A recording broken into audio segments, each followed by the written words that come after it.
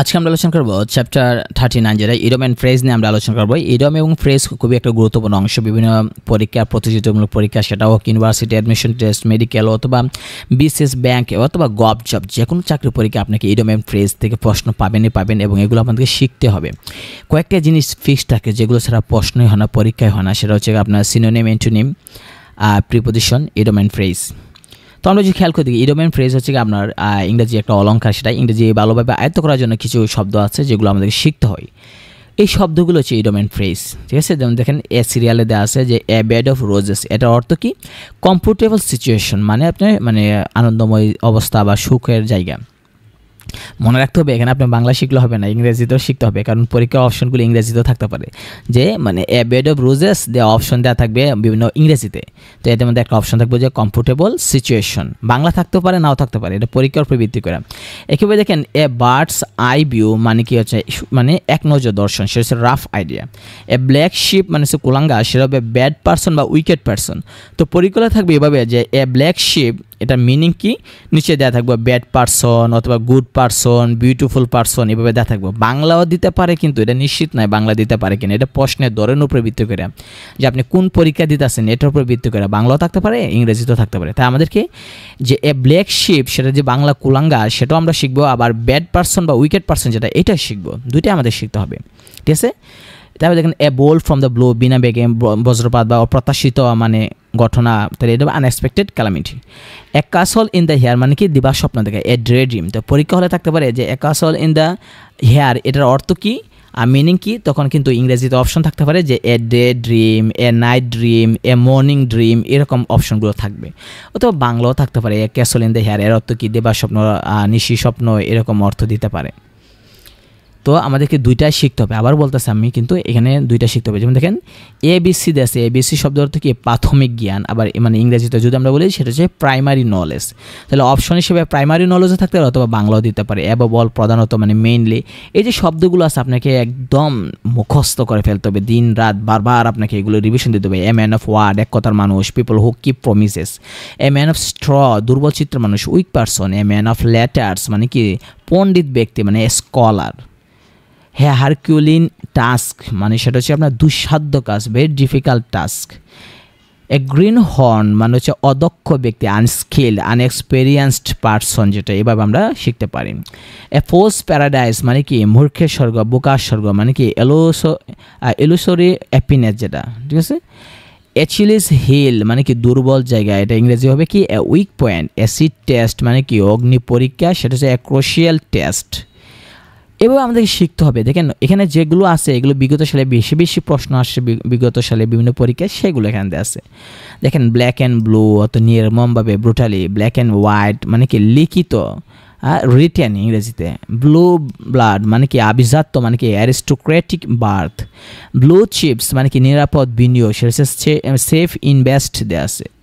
তো এগুলো আপনাকে শিখতে হবে। এখানে দেখেন অসংখ্য, দেখেন বি সিরিয়াল আছে ব্যাড ব্লাড মানে হচ্ছে শত্রুতা, এটা হবে enmity, hostility, conflict. Bag and baggage মানে কি তলবা স্বভাব, মানে কি উইথ অল বিলংস মানে সকল জিনিসপত্র নিয়ে। তো এখানে যেগুলো আছে দেখেন সি সিরিয়াল আছে কল ইন কোয়েশ্চন মানে কি সন্দেহ করা, কল টু মাইন্ড স্মরণ করা। এখানে দেখেন ই অ্যাপ দেওয়া আছে হিট হাম্বল পায় মানে কি অপমান, হজম করে ক্ষমা চাওয়া। এলবো রোম মানে কি পর্যাপ্ত জায়গায়, enough space. End in smoke মানে কি ব্যর্থতায় পর্যবসিত হওয়া, মানে কি to come to nothing. Face to face মানে কি সরাসরি, ডাইরেক্টলি। ফ্যাগ অ্যান্ড মানে শেষাংশ মানে কি লাস্ট পার্ট। তো দেখেন এভাবে অনেক দেওয়া আছে, আপনি যদি দেখেন এখানে জেড পর্যন্ত দেওয়া আছে, ইউবি ডব্লিউ পর্যন্ত দেওয়া আছে। তো এগুলো বিগত সালে বেশিরভাগ প্রশ্নগুলো কোনো না কোনো পরীক্ষা আসছে, তাই এগুলো আপনি ঠাডা মুখস্থ শিখবেন। তারপর আরও কিছু দেওয়া আছে ফরেন ফ্রেজ অ্যান্ড ওয়ার্ডস, কিছু বিদেশি আরও দেওয়া আছে, মানে গ্রিক, ল্যাটিন, এগুলো দেওয়া আছে। যেমন দেখেন ল্যাটিন দেওয়া আছে এডি মানে কি দেখেন অ্যানো ডোমিনি মানে কি, এটা মানে হচ্ছে আফটার দ্য বার্থ অফ খ্রিস্ট, মানে যীশু খ্রিস্টের জন্মের পর বলা হয় এডি। অ্যাডহক কমিটি যেটাকে বলা হয় ফর দ্য পারপাস অনলি, শুধুমাত্র একই উদ্দেশ্যে। তো এগুলো আমরা দেখি বিসি, বিফোর ক্রিস্ট, যীশু খ্রিস্টের জন্মের পূর্বে। এখানে কোন ভাষা থেকে আসছে সেটা আমাদের জানা দরকার নেই, আমরা এটার অর্থ শিখবো। যেমন দেখেন আমরা যদি নিচে দেখে দেখেন আসছে, এখানে দেওয়া আছে ডেবিউট দেওয়া আছে, ফার্স্ট মানে public appearance as a performer, অর্থাৎ কোনো একজন অভিনেতা শিল্পী যখন প্রথম যে অভিনয় করে মানে নাটক করে, মুভি করে, গান গায়, সেটা বলে ডেবিউট বলা হয়। ইজি মানে কি, ফর এক্সাম্পল আমরা এটা বেশিরভাগ ইউজ করি। ইজি মানে কি, ফর এক্সাম্পল উদাহরণস্বরূপ, ঠিক আছে, এটসেট্রা যেটা আমরা বলি, ইট ইজ এটসেটেরা, আমরা বলি এটসেট্রা, আসলে এটসেটেরা মানে কি ইত্যাদি, যেটা আমরা ইউজ করি। এই যে শব্দগুলো আছে এখানে, এগুলো আমাদের শিখতে হবে। দেখেন বিগত সালে বিভিন্ন পরীক্ষা এখান থেকে আসছে, দেখেন অভাব নাই, বিসিএসসি বলেন বা অন্যান্য পরীক্ষা। দেখেন এখানে আছে অ্যাচিলিস হিল, অর্থ কি, এ উইক পয়েন্ট। দেখেন বাংলা দেওয়া নাই, অপশনগুলো কী দেওয়া আছে, ইংরেজি দেওয়া আছে। বাংলাও শিখবেন, ইংরেজি শিখবেন, দুইটাই শিখবেন। তো দেখেন অসংখ্য প্রশ্ন এখান থেকে আসে। আপনি দেখেন এই যে বিসিএসে আসছে, আমরা যদি খেয়াল করে দিই কয়টা দেওয়া আছে বিসিএসে, আপনি যদি খেয়াল করেন দেখেন অভাব নাই, অরে সর্বনাশ, অনেক দেওয়া আছে। দেখেন 57টা দেওয়া আছে বিসিএসে, বিগত সালে আসছে। তো এই যে 57টা, এগুলো আপনার বাসায় শিখবেন। যেখানে দেন সফট সোফ, এটার অর্থ কি, ফ্ল্যাটার ফর সেলফ মোটিভস, মানে তুষামত করা কি, সফট সোফ। তো এগুলো আপনার এটা মুখস্থ করার বিষয়, এটা বোঝার বিষয় না। আপনি শব্দার্থ শিখবেন, ইডোমেন ফ্রেজ তো শব্দার্থই, আপনি বসে বসে শব্দার্থ শিখবেন। এখন এই যে বিগত সালে প্রশ্নগুলো আছে, এইগুলো ভালোভাবে দেখবেন, এগুলো কোনো না কোনো পরীক্ষা দেখা যায় রিপিট করে। তো আমাদের পক্ষে এই শব্দগুলো, এতগুলো শব্দ আমরা একটা একটা করে ধরে শেখা সম্ভব না, তাহলে তো অনেক সময় লাগবে। 1 ঘন্টা 2 ঘন্টা লাগবে ভিডিও, এত লম্বা ভিডিও মানুষ দেখে না। তাই আপনারা চাইলে আমাদের অনলাইন কোর্সগুলো ভর্তি হতে পারেন। আমাদের অনলাইনে বাংলা ব্যাকরণ, ইংরেজি এবং গণিত আমাদের অনলাইন কোর্সগুলো চালু আছে। আর যে কোনো বই হোক, সেটা ব্যাকরণ হোক বা ইংরেজি বা গণিত, যে কোনো প্রকাশনের বই হোক, আমরা একটা হলেই চলে, ঠিক আছে। আপনার যেটা স্বাচ্ছন্দ্য বোধ করেন সেটা দিয়ে আমরা শুরু করতে পারবো।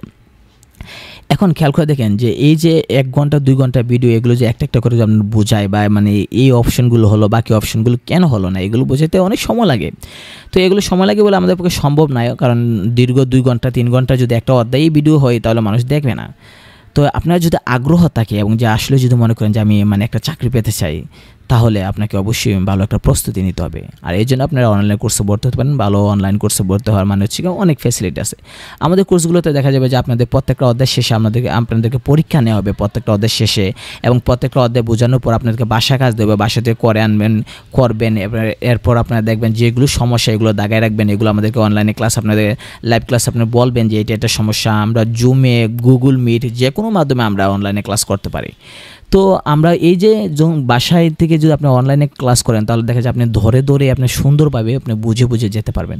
অনেক কথা আছে যেগুলো যখন আমরা বুঝাই অনলাইনে, যখন ইউটিউবে বা ফেসবুকে যে ভিডিওগুলো সারি আমি বুঝাই যাচ্ছি, কিন্তু আপনার একটা জায়গায় সমস্যা আছে, এই কথাটা তো আপনি বলতে পারতেছেন না। তাই এটা বলার জন্য, এটা বোঝার জন্য তো আমাদের সাথে যোগাযোগ করতে হবে। আর এই যোগাযোগের জন্যই তো অনলাইন ক্লাস, যে আপনি পরবর্তীতে ক্লাসে আপনারা বলবেন যে আমার এটা সমস্যা, আমরা ধরে ধরে বুঝাই দেবো। সময় লাগুক, কিন্তু সুন্দর করে বুঝে শিখবো, মানে না বুঝে মুখস্থ না। এভাবে শিখবো যেন আমাকে বইটা একবার পড়লে যেন আর না পড়তে হয়। কিছু কিছু জিনিস আছে যদি আপনি একবার বুঝে ফেলেন তো আপনি আর ভুলবেন না, সেক্ষেত্রে আপনার বারবার বই রিভিশন দেওয়া লাগে না। আমরা বেশিরভাগ ক্ষেত্রে দেখা যায় প্রত্যেকটা মানুষই আমরা দেখি যারা চাকরি প্রত্যাশীরা, বেশিরভাগ ক্ষেত্রে দেখা যায় যে বই বারবার রিভিশন দেওয়া লাগে। কেন? আমরা ভুলে যাই যে কী সমস্যা ছিল, কী নাই, বারবার সমস্যা মনে পড়ে। তো আমরা যদি বুঝে পড়ি তাহলে কিন্তু এত মুখস্থ শেখা লাগে না। কিছু কিছু জিনিস আছে দেখবেন, যারা ভালো একটা ইউনিভার্সিটিতে পড়াশোনা করে আসছে, যারা বুয়েটে বা ঢাকা মেডিকেল কলেজে বা ঢাকা ইউনিভার্সিটিতে যারা পড়ে, এদের মানে বেসিক খুবই স্ট্রং। কেন স্ট্রং থাকে? তাদেরকে কিন্তু মানে এরা অনেক স্ট্রং থাকে বেসিক, মানে ছোটোখাটো যে ভুলগুলো আছে, ছোটোখাটো যে সমস্যা আছে, এগুলো তাদের হয় না হওয়ার কারণে দেখা যায় যে তারা যখন পরীক্ষা দেয়, তারা দেখা যায় 3 মাস 4 মাসে মানে প্রস্তুতি দিয়েই তারা কী করে মানে চাকরি পেয়ে যায়, বা 3 মাস 4 মাসে প্রস্তুতি দিয়ে দেখা যায় যে তারা একটা ভালো একটা পজিশনের চান্স পেয়ে যায়। এর কারণ কি? তারা আগে থেকেই আপনি যেগুলো ছোটোখাটো ভুলগুলো আপনি জানেন না, সেগুলো আপনি শিখতেছেন, এরা এগুলো আগেই শিখে ফেলেছে। আর এগুলো এদের রিভিশন দিতে হয় না, এরা বুঝে পড়েছে, যার কারণে এরা এগুলো বুঝে, এটা মাথার মধ্যে সেট হয়ে গেছে। এতে আপেল বিতে বুক, সিতে ক্যাট, ডিতে ডগ, এই যে এগুলোকে আপনার মুখস্থ করা লাগে না। কেন? কারণ এগুলো আপনার ছোটোবেলা পড়ছেন, এখন আপনার মাথা সেট হয়ে গেছে, আপনার এগুলো রিভিশন দেওয়া লাগে না। একইভাবে গ্রামারে অনেক কিছু আছে যেগুলো রিভিশন দেওয়া লাগে না। আপনি যদি ভালোভাবে একবার বুঝেন বা ভালো করে একবার যদি চিন্তা করেন, তাহলে এটা আপনাকে আর রিভিশন করা লাগবে না। যেমন ফর একটা এক্সাম্পল দেখাই, দেখেন এখানে একটা শব্দ আছে সোফ, মানে সাবান। অনেকে প্রশ্ন করে এটা কি কাউন্টেবল নাকি আনকাউন্টেবল? সোফ মানে সাবান, এটা কি কাউন্টেবল নাউন নাকি আনকাউন্টেবল নাউন? গণনা করা যায় নাকি গণনা করা যায় না? এখন এটা বুঝে পড়তে হবে। অনেকে বারবার মুখস্থ করে, হ্যাঁ সোফ হচ্ছে কাউন্টেবল, ওয়াটার কাউন্টেবল, এভাবে মুখস্থ করে। অথবা বলে সোফ হচ্ছে uncountable, water uncountable, milk uncountable, sand বালি হচ্ছে আনকাউন্টেবল, এভাবে মুখস্থ করে। তা আপনি কত মুখস্থ করবেন? আবার দেখবেন যে 1 মাস পরে আপনি ভুলে গেছেন। আপনি যদি যে বুঝেন সাবানটা আমরা কিন্তু গইন্না আনি না, সাবানটা আমরা পরিমাপ করে আনি। বাজার থেকে যখন সাবান কিনবেন, লাক্স সাবান বা যে কোনো সাবান কিনেন, ডেটল বা যেটাই কিনেন আপনি সাবান, লাইফবয় যে সাবানটা কিনেন, পিছনে দেখবেন লেখা থাকে 95 গ্রাম 75 গ্রাম লেখা থাকে। আপনি যদি গইন্না আনতেন তাহলে 100 টাকা দিয়ে দেখতেন যে দোকানে সবচেয়ে বড় সাবানটা নিয়ে আনতেন, বলতেন গইন্নাতে আনতেছি একটা সাবান দিন, তো একটা আমি বড় সাবানটা নিব, ছোটোটা নেব কেন? কেক কি আপনি কি গইন্না নেন না? অনেকে বলতে পারে যে কেন আমি তো একটা কেক 2টা কেক গনতে পারি। হ্যাঁ, গনতে পারেন, কিন্তু বাজারে কি কেক গয়না আনেন? গনে যদি আনতেন তাহলে 5 টাকা যে কেকটা পাইতেন, এটার বদলে তো আপনি 100 টাকা দামে কেকটি 5 টাকা দিয়ে নিয়ে আসতেন, বলতেন আমি তো একটা কেক নিছি। কিন্তু কেকের মধ্যে লেখা থাকে 1 পাউন্ড 2 পাউন্ডের কেক। কেন? কেক যদি একটা কেকের দাম যদি একটা কেকের দাম যদি মনে করেন 10 টাকা হয়, তাহলে তো আমি সবচেয়ে বড় কেকটা নেব, ছোটো কেকটা কেন নেব? তো বোঝা গেল কেক কিন্তু আমরা গণনা করতে পারি না, আমরা পরিমাপ করে আনি কেক, ঠিক না? কেক আমরা পরিমাপ করে আনি। পিছনে কিনবার সময় লেখা থাকে যে 1 পাউন্ড 2 পাউন্ড, অথবা আপনি সাবান কিনবার সময় লেখা থাকে পিছনে 75 গ্রাম। শ্যাম্পু কিনলেও কিন্তু লেখা থাকে শ্যাম্পু কত গ্রাম বা কত লিটার। বা আপনি ক্রিম যদি কিনেন, আর যে কোনো cream, Pond's cream, Fair and Lovely কিনেন, দেখবেন ফেয়ার অ্যান্ড লাভলির মধ্যে লেখা থাকে কত গ্রাম। তার মানে এটাতে কী বোঝাতে চাইছি যে আমরা সাবান কিন্তু গণতে পারি না, পরিমাপ করে আনি। তাহলে এটা কি? এটা আনকাউন্টেবল নাউন, এটা গণনা করা যায় না, পরিমাপ করা যায়, সেটা হচ্ছে আনকাউন্টেবল নাউন। তো এবার যদি আপনি একটু বুঝেন তাহলে জীবনেও আপনাকে বারবার সোপ মুখস্থ করা লাগবে না যে সোপ মানে গণনা করা যায় না, মুখস্থ করা লাগবে না, সারা জীবন মনে থাকবে। তখন দেখা যায় যে আপনার বইয়ের অর্ধেকই 80% দেখবেন আপনার মুখস্থ করা লাগতেছে না, 80% পড়ায় দেখবেন যে আপনি এমনি পারেন, আপনি বেসিক স্ট্রং, আপনি দেখলে বলেন যে লজিক আছে আপনার মাথার মধ্যে, হ্যাঁ সাবান তো গণনা করা যায় না, তাই এটা আনকাউন্টেবল নাউন। আর যদি না লজিক দিয়ে আপনি পড়েন, না বুঝে পড়েন, মুখস্থ করেন, তাহলে সারা জীবন পড়ে যাবেন সোপ আনকাউন্টেবল নাউন। পরবর্তীতে দেখা যাবে যে আবার 2 মাস 3 মাস পর আবার রিভিশন দেওয়া লাগবে। আর আপনি যদি বুঝে পড়েন দেখবেন 80-90% পড়া দেখবেন যে আপনার রিভিশন লাগে না, কারণ আপনি দেখলেই বুঝেন, কারণ এটা বেসিকটা যেটা আপনার কাছে আসছে, জানা আসছে। তো এই কারণে অনলাইনে কোর্সে ভর্তি হওয়া দরকার। তো দেখেন পিএসসিতে বিভিন্ন পরীক্ষা আসছে, আপনি যদি দেখেন এগুলো অভাব আপনার দেখেন, ইডোমেন ফ্রেজ আসবে, এগুলো আপনার মুখস্থ করতে হবে। দেখেন কত প্রশ্ন, এত প্রশ্নকে আমি ব্যাখ্যা করা সম্ভব বলেন? 10 মিনিটে আমি কি ব্যাখ্যা করতে পারবো এত প্রশ্ন? দেখেন পিএসসিতে দেখেন বিভিন্ন সরকারি চাকরি পরীক্ষা দিয়ে আসছে প্রশ্নগুলো, দেখেন ইডোমেন ফ্রেজ কয়টা আসছে আমরা আগে দেখি।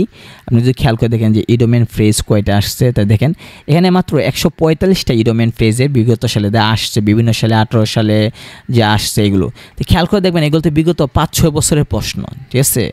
বিগত 5-6 বছরের প্রশ্ন, আপনি 7 বছর 8 বছর 10 বছরের প্রশ্ন কিন্তু এখানে নাই।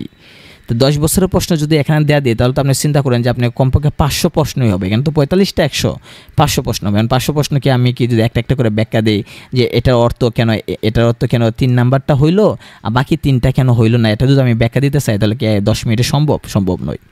দেখেন গভর্নমেন্ট এবং প্রাইভেট ব্যাংকে অনেক প্রশ্ন আসে, এখান থেকে আসবে। ইডোমেন ফ্রেজ বিভিন্ন ব্যাংকে বেশি আসে, দেখেন অসংখ্য প্রশ্ন আসছে, এগুলো আপনাকে মুখস্থ শিখতে। দেখেন 50টা দেওয়া আসছে মাত্র, বিগত সালে আসছে যেটা। ইউনিভার্সিটি অ্যাডমিশন টেস্টে তো এগুলো ছাড়া প্রশ্নই হয় না, আপনি খেয়াল করে দেখেন যে অসংখ্য প্রশ্ন আপনি পাবেন যে এগুলো বিভিন্ন পরীক্ষা আসছে।